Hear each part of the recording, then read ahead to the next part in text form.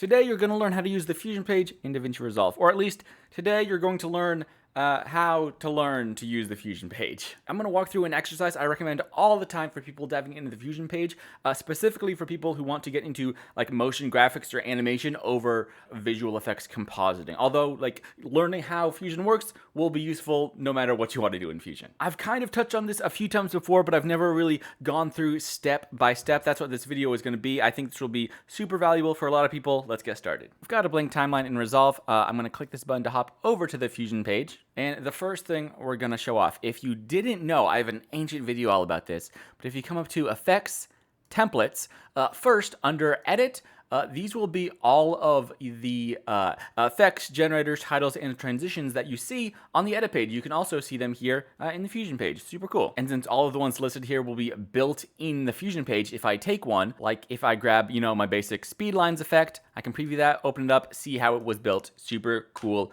But underneath Edit, we have Fusion, and here we have a lot of Fusion templates that come preloaded in the Fusion page. Lots of people never open this up. They don't see these tremendous, really cool tools you can use in projects, but also amazing learning resources. Again, I have an old video walking through some of these. I'll link it in the description. It is old, but walks through at least some of what is on offer here. What we are going to do is look in MotionVFX. We're going to grab Radar 2.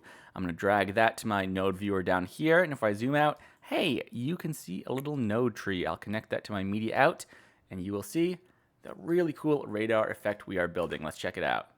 We've got a nice sweep on this pattern. We have particles coming in that light up as this bar sweeps over them. Very, very cool. The first time I cracked open this preset and started going through, I learned so much. There were a lot of things that clicked into place for me. I'm hoping it'll be exactly the same for all of you. We're going to rebuild this brick by brick, but first, let's cover some Fusion fundamentals. One thing you might have seen is I did toggle a switch up here. You can switch between 2 viewers and 1 viewer. Right now, I am only viewing this. I'm viewing the media out on the second viewer. But if I come to any node, like if I come up to this first background node, and I press 1 or 2, it will preview it on either viewer 1 or viewer 2. And this is very helpful because you can preview any node at any point in your node tree. So I could preview this background node on viewer 1, come all the way to the end on viewer 2, and if I go in and change the color of this background node, you'll be able to see it is changing this solid, but you'll be able to see how that is reflected in your final export. I think this teal looks great, so we're going back to that. And by previewing, you can really see how this effect is built. Oh, another super useful thing. I'll come back to just like this first merge here. You see we have a yellow input, a green input, and a blue input. Nothing is in the blue input on this one, but in several other places in this node tree, there are things going into these blue inputs. Those blue inputs are mask inputs. We'll get back to those. But on this merge node, the yellow will be the background node and the green will be the foreground node. So if I create something else to demonstrate, if I create a merge node, by the way, I pulled up this search tool by pressing Shift Space. You use it all the time in Fusion. Shift Space, type in merge. I have a little merge node. If I preview that by itself, we got nothing. If I click this first button here to create a background node, make that red, I can preview that, and we'll go ahead and use that blue mask input now. If I have this background selected, click this ellipse mask button. It will automatically attach that to the node you have selected. So now if I zoom out, you'll see that ellipse mask is being applied to that red background. I'll go back to 1 viewer for this, and I can connect that to the background of the merge, and now if I preview the merge, this will be visible. A merge node can work if it only has a background input. It cannot work if it only has a foreground input. And because, a merge, what it's doing is it is just taking a background input, doing nothing to it, and then taking whatever you put into the foreground and putting it on top. And on the merge, you have some controls like center, size, that sort of stuff, apply mode, really valuable stuff like that, like your blending mode type stuff. And all of these will only apply to the foreground node. So if I create another background node, make it blue this time, make it a rectangle. I clicked, this rectangle mask. You can also click and drag right in the viewer to change these. Very cool. If I connect this to the merge node, if I preview that, before I preview, we have the red circle coming into the background node, the blue rectangle coming into the foreground node. So when we preview the foreground node, we have the red circle behind the blue rectangle. And if we use the controls on that merge, it will only move the blue rectangle. But If I were to swap these around or use the keyboard shortcut Control T, it swaps those foreground and background nodes, what's going in where.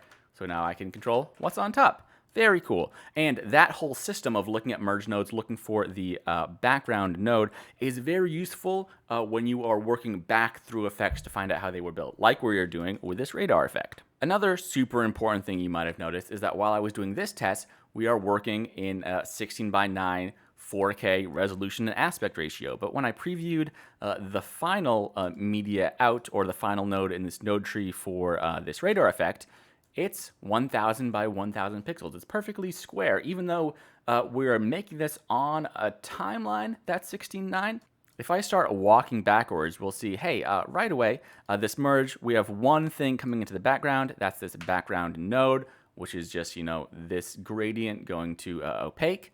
And on the image settings, for reference, if I were to create a new background, come over to this image tab, auto resolution would be checked, and it will create a background matching your resolution and aspect ratio from the edit page. But if I were to preview that, hey, we would have a black 16:9. But you can always uncheck that and change that resolution and aspect ratio however you want in Fusion, and it will just keep track of that.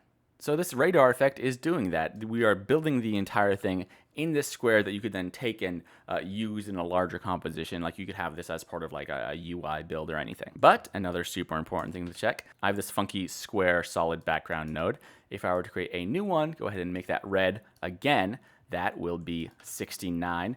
And if I merge these together, the green square is in the background of the merge. So when I preview the merge, we have that green square and the red over it, but the red cropped to that square. If I do that Control T trick, now the entire comp is that 16:9 and the green is on top of it. And it's only trimmed a little bit because it's a little bit taller than the frame. But that's the really important principle here. Your composition will trace back along the backgrounds of all your merges until it gets to a generator like this background or the Text Plus tool that has these image settings. And whatever you put furthest back in your node tree, that is what will be the resolution and aspect ratio for your entire comp. The one exception is that there is a crop node, and if you preview that, you can change like the master size based on like resolution and aspect ratio after the fact. If you build something and you're like, oh no, I built this entire thing square, I just want to crop it out, this crop tool is a way to do that. That's lots of great general Fusion knowledge, and we're just going to use that to sort of track back and separate some of what's going on in this radar effect after I clear this extra stuff we've made. Okay, now we've already looked at this background node, which is technically like the furthest back because this final merge has this little guy in the background. And if we look here, this is already some of what we've done already. We've got a solid background and a ellipse mask coming into that. If we preview that ellipse mask, you'll see, hey, this is where that gradient is coming into play. Let's try to rebuild this. If I have a background node, here I will just make it green. If I attach an ellipse mask to that, I have their background node with an ellipse mask, my background node with an ellipse mask. Granted, in 16:9, but mine is this harsh edge. Theirs is this nice all faded stuff. So I can come to ellipse mask. If I look at theirs, I might notice, hey, this soft edge is all the way up to 0.4. So if I preview mine, that ellipse mask, pull that up. By default, this slider will end at 0.2, but a little pro tip, not a pro tip, something you should know. You can always double click in this box where the numbers are and type in anything you want. So I can increase it up to 0.4, and you have this really nice, soft, feathered out, sort of like vignette, opposite vignette, I don't know, center glow. And if I preview what we created in this radar effect, it is just this background, really subtle layer. That's pretty straightforward. But now we need to look at everything coming into the foreground layer. If we hop back a layer, we'll see, boom, we have the entire effect minus that green background because that comes later. Okay, this now. If I zoom out a little bit, you can see sort of 3 main branches. In the foreground of this merge, if I preview that, you'll see, okay, we have all these particles coming along, they light up. If I go back 1 merge, we have this bar sweeping around, very cool. And if I look at this first pillar, we have just this general grid. So let's take these one at a time. Very interestingly, very, very cool. This first and second column both start from this same, solid we looked at earlier. So let's start here. We're starting with this solid, nothing special going on here at all. It is a background node set to this nice teal with this resolution 1000 by 1000. That is being brought into this brightness and contrast node. And if I preview that node, you'll see, yep, all this is doing is darkening it a little bit. We have this gain pulled down to darken it a little bit. The reason this first background node, we didn't just make it that dark, is because this one color, as you see, is driving both this grid and this sweeping bar. So if I preview when we merge those together, from this one background, we could change the color of all of this. So both the sweeping bar and the grid are tied together in color. That's super helpful. But if you want any slight variation, like the background being a little bit darker, we start with a solid, we run it through a brightness and contrast node, pull the gain down, and then we have another brightness and contrast node. But this one isn't changing the color. Instead, when we preview that, all of a sudden, boom, instead of a whole solid, we have this little cross in our screen. And if we look at the faders, this gain is all the way down, but one thing that's changed from the brightness and contrast node before it is on the second one, this alpha box, which wasn't checked before, is checked. So this brightness and contrast node is saying, hey, take everything, all the color channels and the alpha channel, and pull it down to 0. If I remove this mask, it gets rid of everything in our scene. But this mask, if we preview these 2 rectangle nodes, first we have it horizontal, that is going into a mask that is vertical, so now those stack on top of each other. I'll talk about masks in a second. And that is coming into the brightness and contrast node, and this is interesting, right? This looks like a black and white, but actually this is just alpha and transparent. If you look in the bottom left-hand area of the screen, you have stuff like the X and Y position as I move my mouse around, as well as any color data. And when I mouse over this white area, you'll see all the color data will spike up to 1, including that alpha channel. So if I were to just create a new ellipse mask, if I click off and create a new ellipse mask and preview that, it will be black and white. You won't see that normal checkerboard transparent background. But this white circle has an alpha value of 1, the black circle has an alpha of 0. So when you take this and plug it into any node in that blue mask input, it looks at this black and white image and only applies the effect of that node, or on a generator like a background, it only shows that node where the alpha is greater than 0. But that might be a little confusing, right? We have a mask of this cross, and this brightness and contrast node makes it only where that cross is, it's visible. But remember, we said this effect is actively making things transparent. But if I hop over to settings, you'll see one very important setting, apply mask inverted. If I didn't do that, which would be off by default, this is actually what you might think it would do at first. You have this cross mask. It is telling the brightness and contrast node, okay, where this mask is solid, execute this function, right? Take all these layers, bring the gain down to 0. But because we invert that, boom, it takes everything else down to 0, and we have this nice little cross. Okay, the next step is very, very cool. The first time I saw this, it blew so much open for me. I'm gonna try to explain it before, I pull off the reveal, before I show it to you. Okay, we have this cross, that is coming into a transform node. Let me demonstrate again, boom.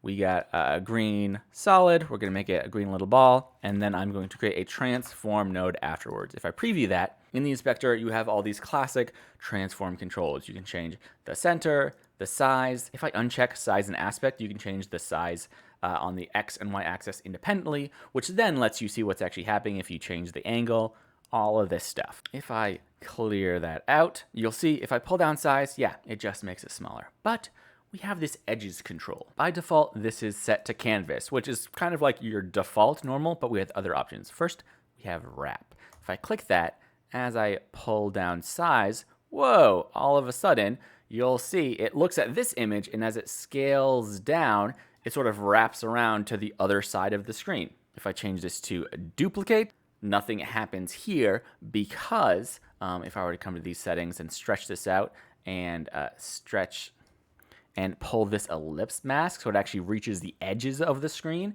If I have this set to duplicate, when I drag down, you'll see anything that was on the edges will stay on the edges and stretch towards the center. If I were to go back to wrap, you would see how it is tiling much more there. And if I set to mirror, in this instance, that looks exactly like wrap. But if I instead pull up the text node and type in like, hello, preview that, make a transform node, pull this up so it's actually visible. We have this hello. As I scale this down, wrap will sort of tile that. Duplicate, nothing is touching the edges. If I set to mirror, you'll see here. As it gets to the edge, it then just mirrors back what is on that specific edge for the next tile. These all have very different use cases, but super powerful as you scale things down. Now, let's think. We have this cross here, and that is being pulled into a transform with the sides pulled all the way down here with the edges set to wrap. So we go from this one little cross, and when I preview that transform, boom, we have this whole grid. And if I were to just come back to these rectangle masks and change like the height of those, that changes the thickness of those masks, or the width of these other ones. Oh wait, yeah. We can still change that grid at any time by going back in our node tree. But for now, we have this really awesome grid. Next step, almost just as cool. I'll get rid of these work nodes again. After that, we have a coordinate space node. There's something like this if you're coming from After Effects, like a polar coordinates or polar to rectangle stuff. This is a nifty little node for bending stuff that's meant to be rectangle to be a circle, or bending things that are meant to be a circle to be a rectangle.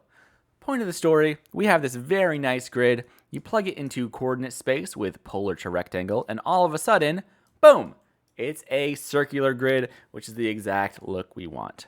That's almost one whole pillar. The last thing we have here is another brightness and contrast node with the alpha selected, the gain pulled down, but not all the way.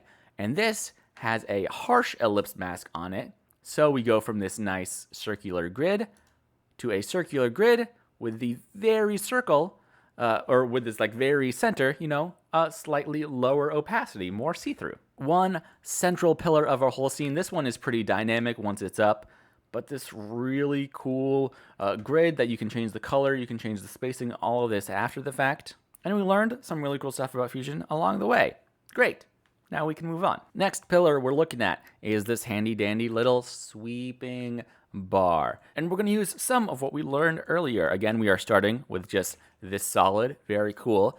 That is piping into another brightness and contrast node. If we look at this, hey, sort of a same story. The alpha is selected, the gain is all the way down. So we're taking something in our scene. Let's hop over to settings. Apply mask is inverted. So where we would take something and make it transparent, we're going to be taking everything but something and making it transparent. Let's look at these masks. We have, boom, oh, this nice little gradient. The next mask is cutting off most of that, so it's just this like soft edge. Final is just bringing back a bright core right along that edge. Let's learn some stuff about masks. You'll notice these masks are piped into each other, and masks can interact in multiple different ways depending on the order of how they're chained together and some of these settings. So if we look, we have this first mask, and remember we said masks normally are this white, but if we look at the second one, we don't have that solid white anywhere. In fact, it looks like this mask is just generating this black space. Let's recreate it over here. So I will have a rectangle mask, this solid white on black. And if I were to create another rectangle mask, by default, the paint mode of this second rectangle would also be merge. If I compare that to the one in this scene, you'll notice that paint mode is set to multiply. So let's see what that does. If I go back to my rectangles, change that to multiply, and drag that second box around, you'll see, some interesting stuff. Now, if I go back to merge to see what that looks like first, we have these two boxes, right? Two boxes. If I set that second one to multiply, then only where those boxes overlap do you actually see that solid. But you might have noticed something else in this scene that is also inverted. So if we go back to mine, click inverted, now it is only in the area specifically where those boxes don't overlap. It still needs at least one of the boxes, primarily, this first box, but this is pretty much using that second box as a subtract. Now, in this paint mode, there is a subtract feature as well. Whether this was preference they used it this way or there's like a specific reason, I'm not entirely sure, but it might have something to do with the fact that afterwards they also add in this one line here. Maybe that was a reason, but that is also just set to a normal merge, not inverted. That's how the masks work together to get us this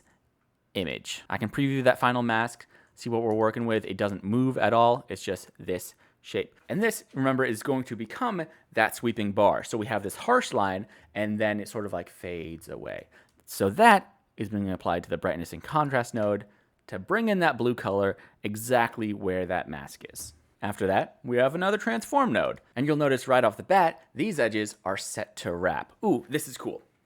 We already know what that does. And before we preview this node, you'll see, hey, we have some keyframes. We have a keyframe at frame 0 and a keyframe at frame 50. I have the transform node selected so you can see that movement even though we aren't previewing it yet. And you notice, hey, it goes, and once it hits frame 50, oh, it's jumping all the way back and repeating that motion? Interesting.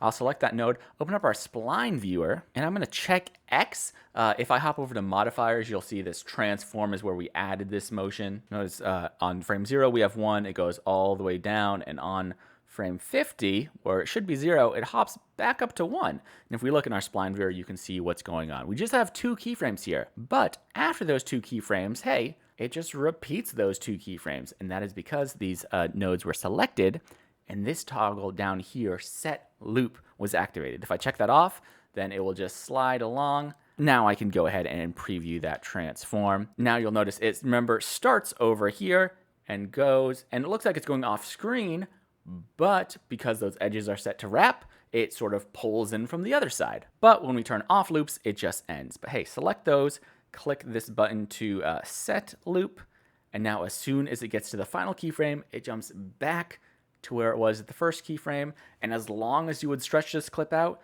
this will just keep going through the motion, so it just like loops and around. But remember, we don't want it rectangle, we want it circular, so we can bring back our friend coordinate space. That polar to rectangular again, then all of a sudden we go from this, looping around itself to just looping in a circle. That perfect sweeping bar, pull that into a merge. You have our background, you have our sweeping bar. Using a lot of the same tools to very different effect. Super cool. One of the reasons I love showing this off. Okay, 2 pillars down, 1 more to go. This one, a little different, but very cool. Still very cool. And also interacts with other pillars in cool ways. Let's get started. Now if we preview the final result, you'll notice what we'll be working on is these little dots. They're moving across the screen. At some point, they go from green to red, and when this sweeping bar goes over them, they sort of pulse with extra light and energy.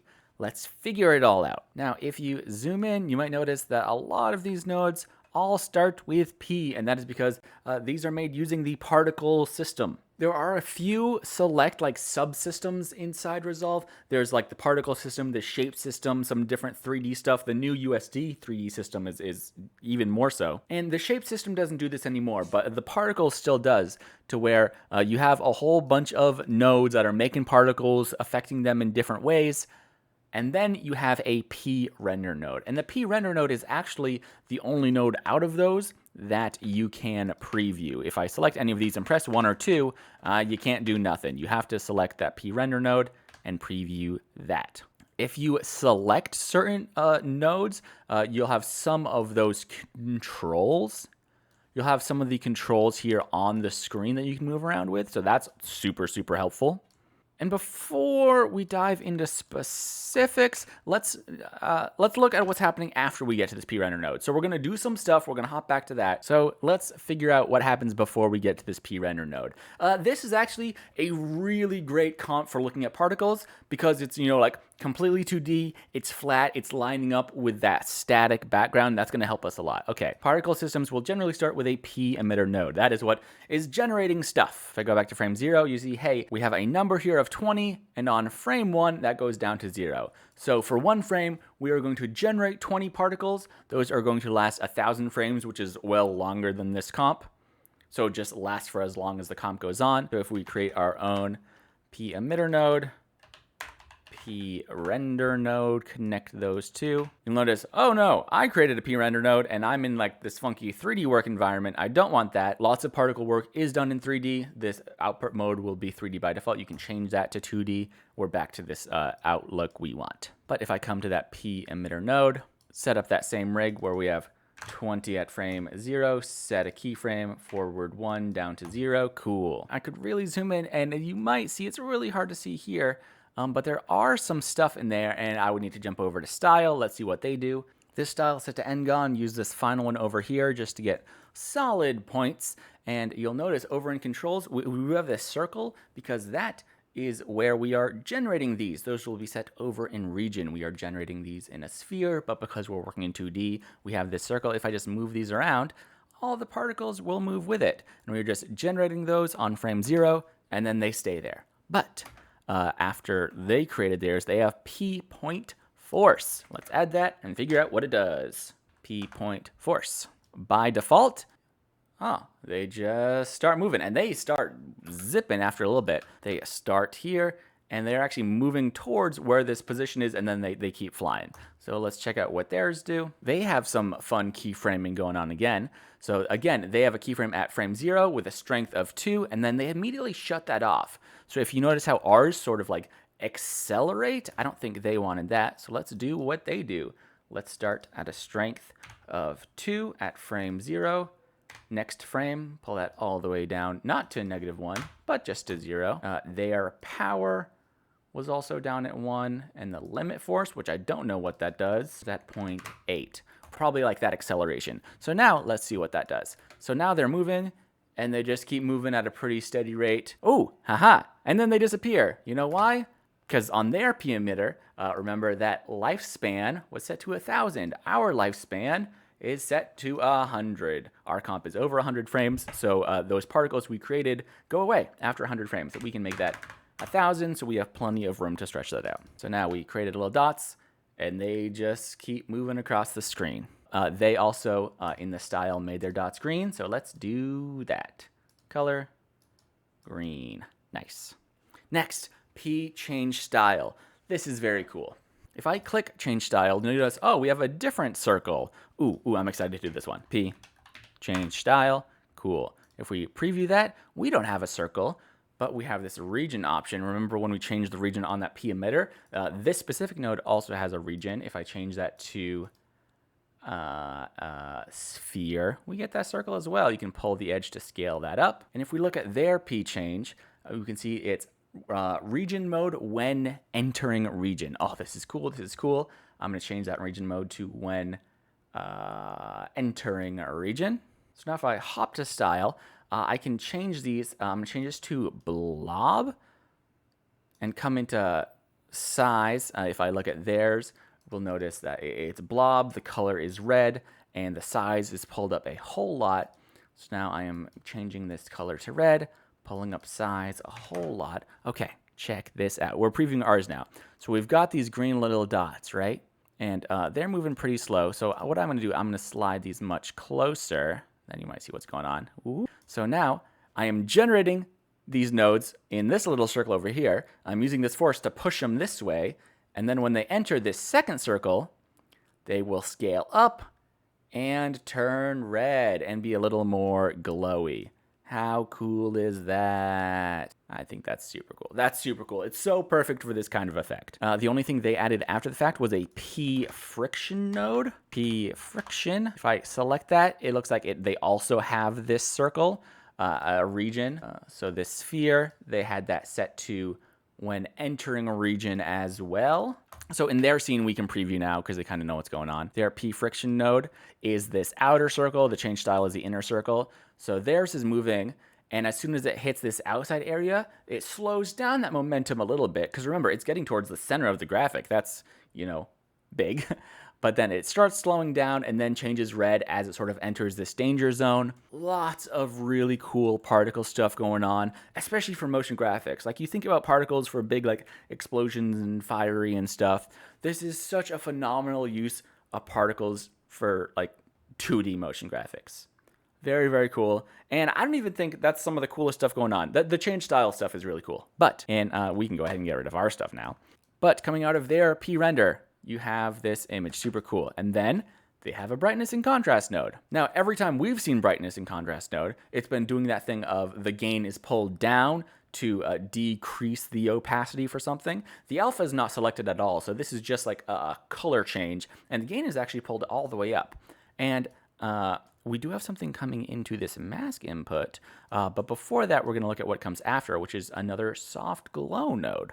The gain is pulled down a little on that, so it isn't like super extreme, but that, instead of a mask input, has something coming into the glow mask input. And what is that? If we trace it back, oh, it's this little sweeping guy. Now, remember what we said about mask data? If you create like a rectangle mask or an ellipse mask, you have that like black and white image, and the white image is like where your effect is applied or where the alpha is applied on your image. Coming out of this, that is being piped into a bitmap mode. And what a bitmap node can do is pipe in any image and generate that mask data, or pull that mask data rather out of that. So if I preview that bitmap node, it took that sweeping coordinate space and made it this black and white image. So this sweeps around and can be applied as mask data. Now, this low and high have been pulled in a little bit, so we don't have that thin rail. We have this like pretty beefy chunk where it's solid white and then it tapers off. So this brightness and contrast node, if I preview this, it's sweeping around, and then when it gets over those dots, oh, it's taking those green dots and really brightening them up so they're almost yellow. So you can see this sweeping over even when the bar isn't there. But we have that brightening up, and then we are also applying this soft glow again to where that bitmap has that alpha layer. By itself, you can see it sort of pulsing over, but of course it all comes together when you comp that back over the bar. So now as that sweep, it's perfectly timed. If you were to like increase the speed of the sweeping, it would still apply this glow at the exact same time because it is processing that sweep and then using that in multiple different places. That's the power of nodes. Very, very, very cool. Okay, and then, yeah, we are adding the background to that. Oh, we had one more thing. We're adding the background to that. We have one final brightness and contrast node with the alpha pulled all the way down with just a circle ellipse mask to cut that out. Before that, we had like naturally fading and extending, but here, especially with that like warped circular grid, it does look really good to just cut that off. And then, you know, these particles are like thoroughly coming in from off screen. This looks like a rough situation you wouldn't want to see on a radar effect. But wow, I really like this. And then that, right at the beginning, we created that media out, or when we had an empty comp, when we added anything to it, it gave us this media out. So now that's, if we hop back to the edit page, boom, we got it there waiting for us. Or you could keep using it in the Fusion page, use this however you want. Oh, I think this is cool. And hopefully you think it's cool. We covered lots of cool stuff. I really like how this preset uses some of the same tools in dramatically different ways. And this is just one of these included free presets and stuff that you can dive in. If you want more particles, they have tons of cool particle stuff, including, where is it? Burning Engine. Check this out. If I preview that last one, it'll think for a second. Whew. And then you just have this ridiculous burning engine. This little smoke stuff, that's particles. Whew, I don't know enough to dive into this one. But we followed along with the radar effect. It's super cool. Happy to show it off. I've done some of that at a high level, like I said, but I've never walked through the entire thing. If you can follow along with this video, follow along breaking down this effect, you can walk through and break down almost any other effect, including like the dozens of free ones I've made. You can open those up. Just go node by node, you know, bring in the default version of that node, compare what has changed, go through the settings. You'll find so much, you'll learn so much so quickly. Fusion is complicated, it can be intimidating, but when you go through piece by piece, I think a lot of stuff can click into place. Thanks for watching. I'll see you next time.